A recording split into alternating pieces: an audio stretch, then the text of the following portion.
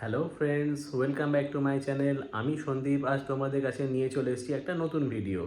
এই ভিডিওটাতে আজকে আমি তোমাদের সঙ্গে আলোচনা করব রয়্যাল এনফিল্ড মেটিও 350তে আমাদের মাইলেজ সংক্রান্ত যে সমস্যাগুলো হচ্ছে তার কিছু একটা সামান্য সমাধান বের করবার। সেই সমাধানগুলো আমরা বাড়িতেই করে ফেলতে পারি। সেই সমাধানের মধ্যে একটা অন্যতম সমাধান হচ্ছে আমাদের অক্সিজেন সেন্সর ক্লিনিং। এই অক্সিজেন সেন্সরটা কোথায় থাকে, কিভাবে সেটাকে ক্লিন করতে হয়, ক্লিন করলে কি লাভ বা ময়লা থাকলেই বা কী অসুবিধা, এর সঙ্গে আমাদের ইসিইউ এর কী সম্পর্ক, থ্রোটল বডির কী সম্পর্ক, সবই তোমাদের সঙ্গে আজকে ডিটেলে তুলে ধরবো। আসলে এই ইসিইউ হচ্ছে এমন একটা জিনিস যেখানে আমাদের থ্রোটল বডিটার সাথে কানেক্টেড থাকে। এই ইসিইউ আর থ্রোটল বডি একসাথে পেস্টিং থাকে। এই ইসিইউ সংক্রান্ত তথ্যটা তোমরা সবাই জানো যে ইসিইউ রিপেয়ারিং হয় না, এবং ইসিইউ আমাদের রয়্যাল এনফিল্ডের সমস্ত বাইকগুলোতে ফুয়েল কী পরিমাণে ইউজ হবে গাড়িতে সেটাকে ম্যানেজ করে। এই ইসিইউ আর থ্রোটল বডি দুজনে মিলে আমাদের ইঞ্জিনের যে মাইলেজটাকে আমরা পাচ্ছি সেটাকে নির্ধারণ করে। ইসিইউ হচ্ছে একটা ভেতরে প্রোডাক্ট আছে, ওই অনেকটা বলা যেতে পারে ছোটোখাটো একটা কম্পিউটার টাইপের জিনিস, যেটা আমাদের গাড়ির অনেকগুলো সেন্সারের সাথে কানেক্টেড থাকে, এবং সেই সেন্সারের দ্বারা ও নির্ধারণ করে সেন্সারের অর্ডারের মাধ্যমে যে কতটা ফুয়েল ওকে অ্যাবজর্ব করতে হবে গাড়ির ইঞ্জিনটাকে সঠিক রাখার জন্য।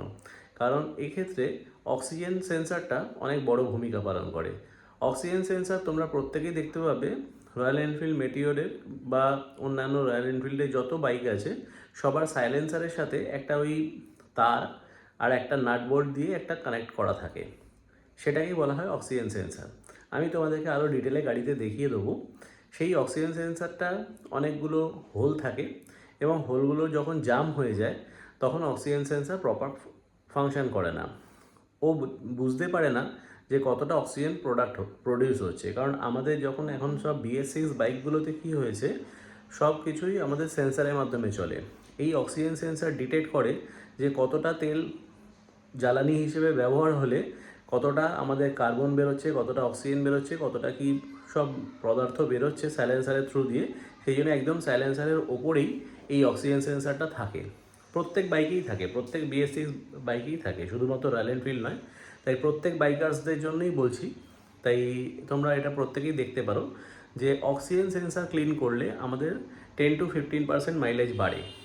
মাঝখানে আমার আমার মোটামুটি লোকালে, মানে যখন সিটিতে আমি রাইড করি তখন মোটামুটি আমার 35, 36, 38 অবধি মাইলেজ দিত।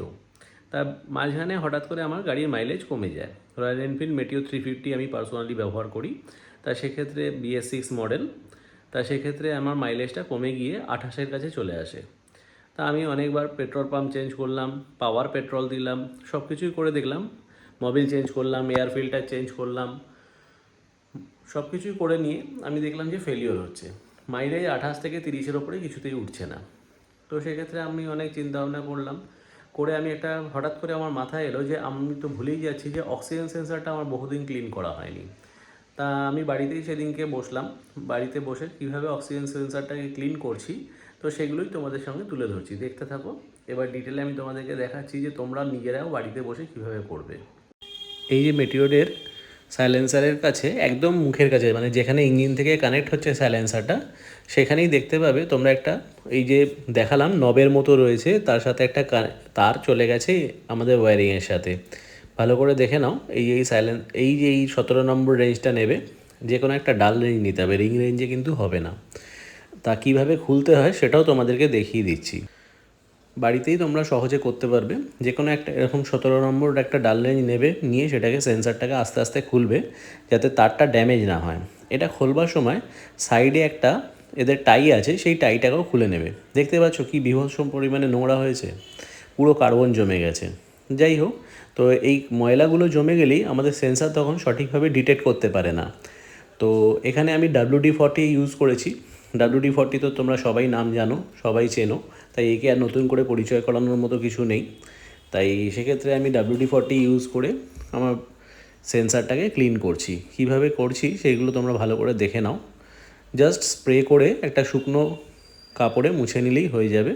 শুকনো কটন কাপড় বা গেঞ্জি কাপড়, যেটা দিয়ে তোমাদের ইচ্ছা, বা কারোর যদি ভালো কিছু কাপড় সাজেশান থাকে সেটাও তোমরা আমাকে জানাতে পারো।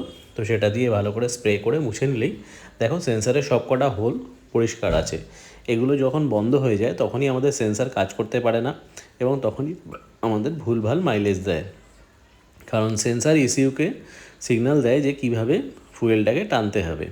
তাই এবার আমাদের ক্লিন করা হয়ে গেছে, এবার লাগিয়ে দিলাম, দেখি এবার চালিয়ে।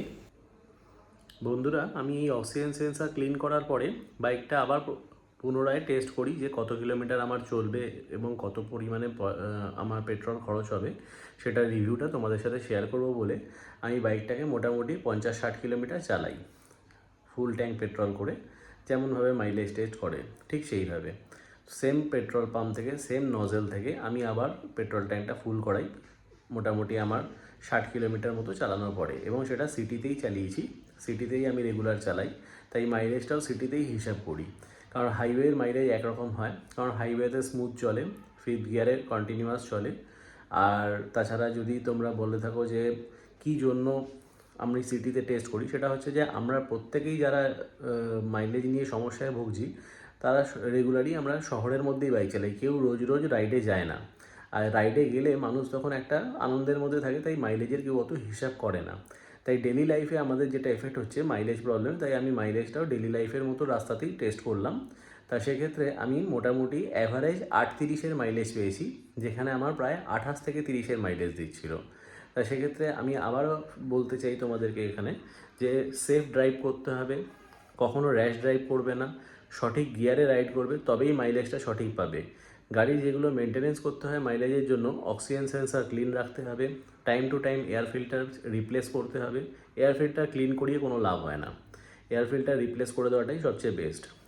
মোবিলের সাথে অতি অবশ্যই মোবিল ফিল্টার চেঞ্জ করবে এবং মোবিলটা একটা নির্দিষ্ট সময়ের মধ্যে চেঞ্জ করবে এবং চেষ্টা করবে ভালো মোবিল দেওয়ার। এবং কোম্পানি যে মোবিলটা রয়্যাল এনফিল্ডের জন্য রেকমেন্ড করেছে সেটা হচ্ছে লিকুইড গান, লিকুইড গানও দিতে পারো বা বাইরে থেকে যে কোনো ব্র্যান্ড তোমরা ইউজ করতে পারো, কিন্তু গ্রেডটা চেঞ্জ করবে না।